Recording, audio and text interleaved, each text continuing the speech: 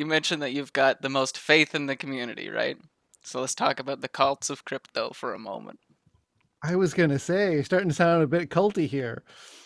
I like that though. That's let's be real here. You know, that's the funniest thing about this entire thing, right from the early days, right from the very first publication of the Bitcoin white paper, is that Bitcoin was in the minority, right? And it started, the whole thing started with one person in the entire world. Well, okay, maybe you could say Satoshi was a group, right? But personally, I don't think that's the case. So let's just say Literally Satoshi was CIA. let's just say that Satoshi was one person, right? So it started with one person in the world thinking this is an idea that can work, and 7 billion people thinking no, it can't, right?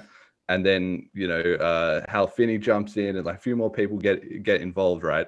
But it's always been in the minority, and so there is almost sort of a religious aspect to Bitcoin and cryptocurrency generally, but specifically Bitcoin, and in this case probably still BTC and BCH. They both have this element in the community, which is we just don't care. Like, I don't care how many people think we're wrong, we think we're right. And obviously it turns into a bit of an echo chamber, but that's actually a sort of a strength of the community, because you cannot grow something that is in the minority if those minority of people will listen to the majority, right? So it takes almost a bit of delusion and a bit of self-reassuring, which in my opinion has gone a bit off track in BTC, and is still probably there in BCH. That's still probably okay-ish.